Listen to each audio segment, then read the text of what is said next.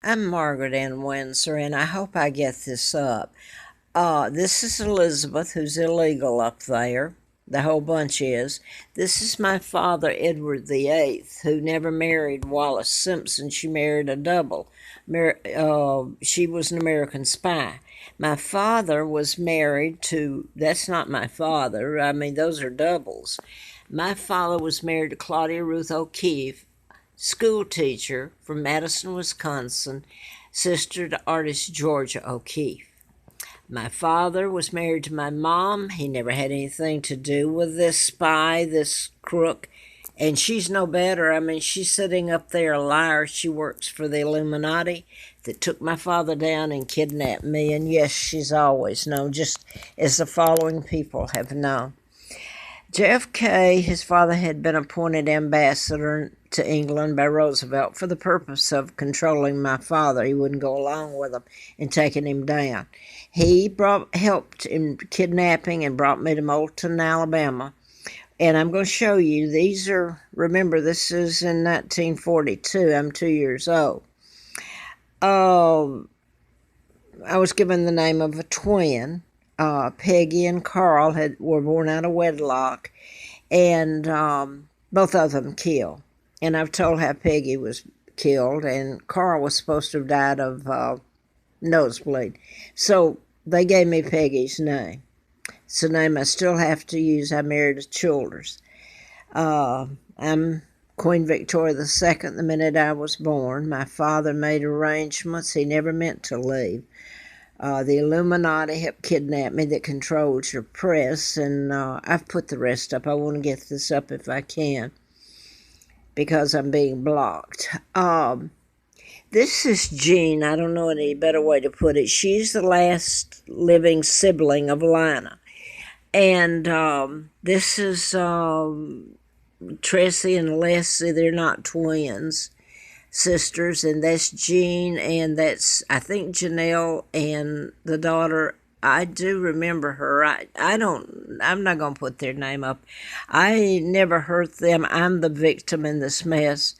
And for them to come on here suddenly because I found out my name and I started putting it up on YouTube and everything and Facebook, then they got concerned, and that's when they contacted me. Now, I am going to show my kids have suffered their heirs after me, Mark and Scott. Their grandfather is a great man, and they should know it. I hope they're still alive, Edward VIII. And my children are in line after me, and therefore, you can imagine, you can use your imagination. By the way, they didn't look this way back then. This was on a pigsty farm. I'm going to show her kids. My kids have been through hell, and they've lived pretty good. All right, and here's some of the, I remember Roger. The rest of them, I don't know. They were twins, Rudy and Judy there, but I haven't seen them, so I have no way of knowing. And this is the family, Dempsey family here. Now then, this is Jean and her daughter, and her two sons and her other daughter. Yeah. Now, one's a minister, I believe it's him, and went to Emory University while I was doing this book, oddly enough, in Atlanta. Now, I want to get to this. She sent Jean, and this is after, remember, they tried to kill me. This is horrifying. April Fool Day, and to shut me up all my life because they'd faced Lina, the mother of the twins, would have faced the gas chamber in Alabama. Besides the reputations that would be, if you tell the truth. Anyway, I don't want to get mixed up in trying. I've lost some of the pictures and Jack's letters. And by the way, Jack, I want to get to if I have time, the reporter FBI agent. By the way, I want to bring your attention to this. I thought it was odd. This is Jean when she found out, and she threatened me. Rather than telling the truth, you should have heard her go at me when, I love you, but at the same time, what she was saying. She's the youngest and the only one alive. She was a few months ago. So let me get to this. I thought this was quite odd, this card she sent Fairhope.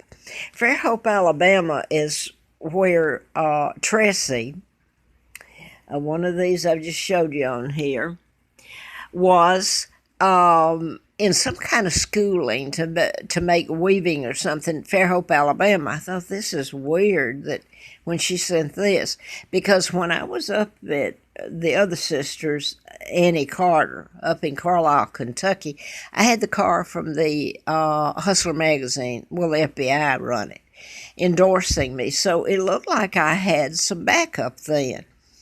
So I told Jean about remembering when I was put there, about Tressie was at Fairhope, Alabama in school, and that the grandmother, their mother, had sit me down. I remember where I was sitting by the bed, and she told me, and she had a letter from Tressie in Fairhope, and maybe a picture, I think. I'm not sure about the picture. It seemed like she did. But she told me that I had to tell everybody that I was Peggy. And I was just 2 years old, so I'm supposed to tell everybody I'm Peggy. And the Fairhope, Alabama stuck in my mind and everything. And Tressie coming back, I had to tell her. Well, they're going to know. You know they did. But anyway, Jean came in. Evidently, she was sent away because the real Peggy was, and yes, she was fed to the pigs, about 2 weeks or a week to me being put there. So they knew that this was going to happen.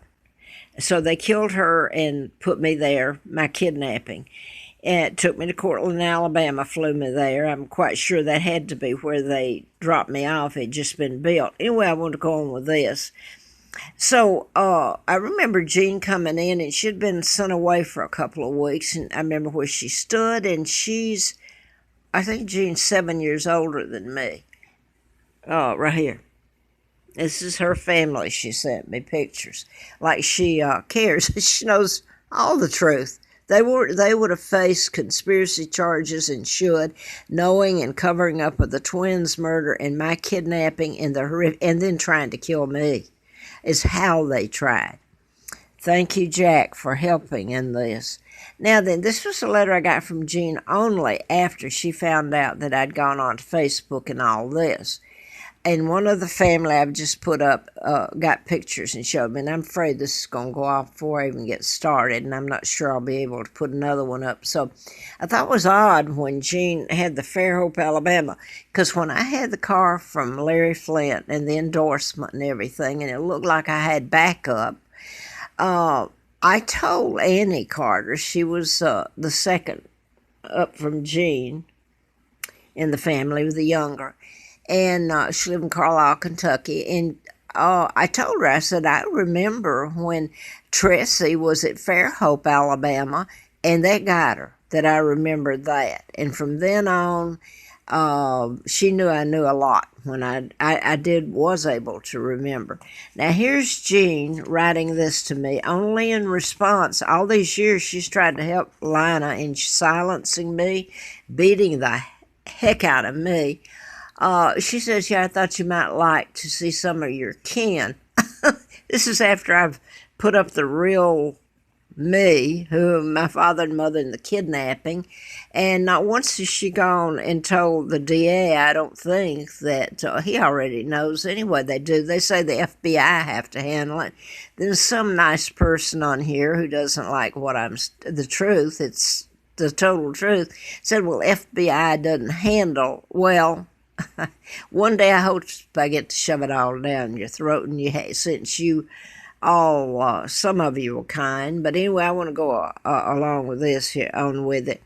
Now, she goes to church every Sunday. She sent me this cute little picture. It sounds good on the outside until you hear her threaten me on her, when she found out it was up on YouTube and everything. And then she got finding out how much I knew, so now she sends these pictures.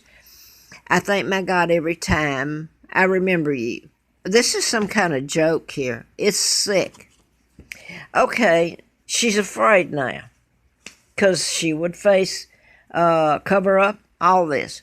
Now, I put this up and this was one letter I did find. I put some letters up from Jack and they were gone, just like some pictures here are gone. The Dempseys. And one of me. Okay, this is Jack Hartsfield, reporter, and he worked undercover as a reporter. He's FBI. And Hank Hartsfield, the astronaut, coupled the shuttles. He was commander, so he's not a nobody, and neither is Jack a nobody. He's a very nice man that told the truth. And he worked for the Huntsville Times at that time. Then later he moved out in '84 to Santa Fe, and I put that up where his card was he was working for the New Mexican News and covering Los Alamos. But he lived next door to my Aunt Georgia O'Keefe. And her home was in Abiquiu Ghost Ranch. And anyway, I stayed a couple of weeks with him. And he was out at Larry Flint's, knew Mr. Flint and all that. But some of these letters are stolen. I want to read this one as much as I can, if it'll go up. He says, Dear Peggy, I received your postcard, etc. I do remember way back some of our first meetings. That wasn't Haystack. That was at Warren House, like as in the Warren Commission. I worked for the district attorney in '80 after they'd almost killed me, April Fool Day, and stuffed in the car and basically hardly saw my children again, my apartment taken illegally, my bank, everything. I was almost killed. What was put in me, and that was finally got that. My ex-husband did. Whose side's he on? And it didn't matter to anybody. Much of the big picture went back earlier than Sheriff Dave Hendricks, or Bulldog Daniel. That was murder control. Marcus Bulldog Daniel was the, sheriff under Hedrick. He worked under Hedrick, and he was murdered all the way back, would you believe, before World War II. So I'm leaning forward and historically backward at the same time. Now, we're 26 years later, and much of what I've explained is with me still today, some part of every day, and I'm still learning. It's been an incredible journey, one perhaps that I wouldn't wish on someone else, although there never was much doubt in my own mind I was traveling the road I was meant to travel. I distinctly recall your efforts trying to phantom numerology and its links and connections. You were perceiving 22. At first I did not understand, but that too would change. What happened to you seemingly was also happening to me, not precisely the same way, but close enough. As you progressed on your path and I tried traveling my own, you were definitely subjected to pressures you may not have understood. I didn't understand for a long time. I hope that I can get this up, okay? You were indeed trying to pull back the curtains of some very clandestine, bizarre, and dangerous happenings in Huntsville underworld. So, to discredit you and later me, the logic of some very sinister were simply to go to any lengths to destabilize your life, make you appear to be nuts, loony, schizophrenic, paranoid, to break you, if at all possible, psychologically and emotionally. I know that feeling all too well. Believe it if you choose, or don't believe it, but the U.S. Attorney in St. Louis back then told me bluntly that all the time Huntsville and the Tennessee Valley were central distribution points for Columbia cocaine for every state east of the Mississippi, and the mob was involved in New Orleans, Chicago, Atlanta, Miami, and Huntsville banks were laundering money. Get it?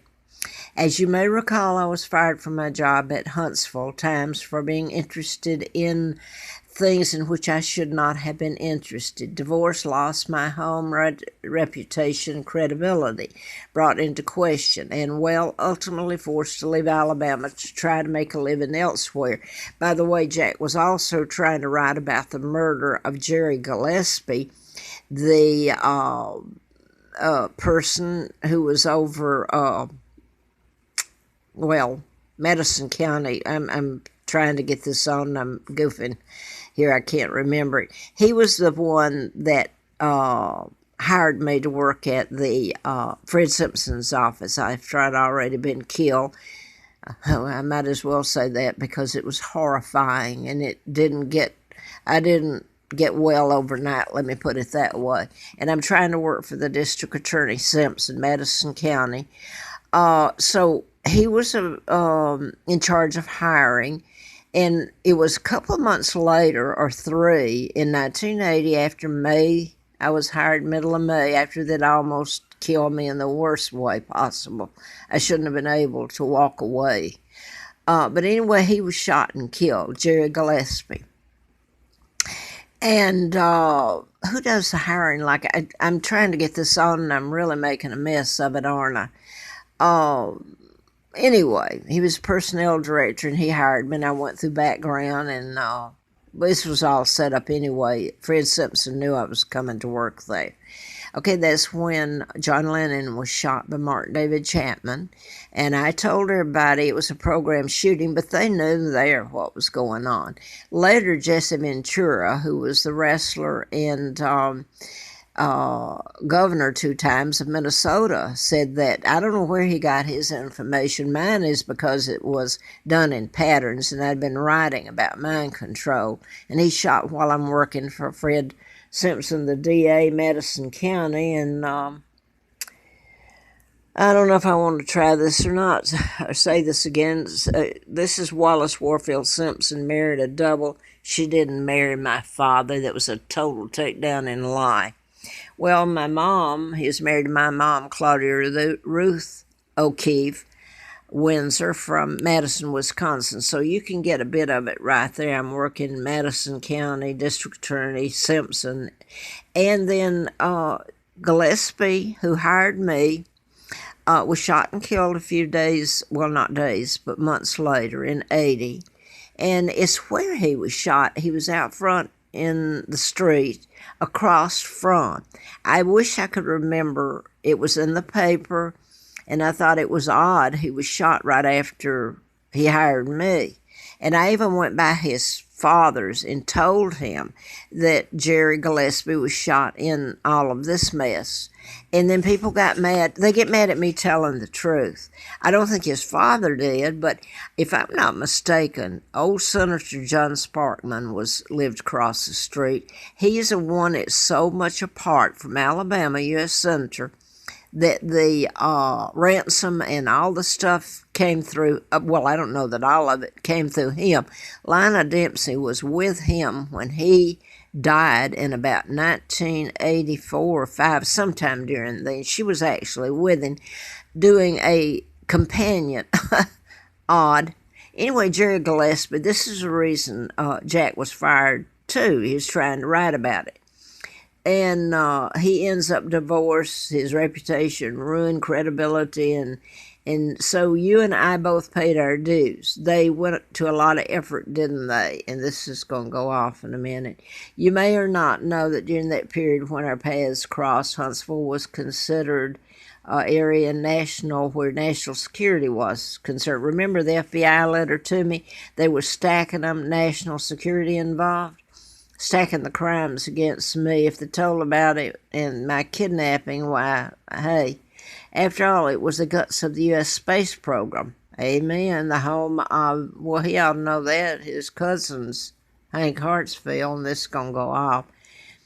Ballistic missile research projects, the location where Army tactical missile systems in the free world were managed, where security leaks of sensitive data was occurring far too often, where the Army's missiles and munitions center and school operated, and where J. Edgar Hoover's FBI Division 5, a super secret police agency, had operated since the early 40s.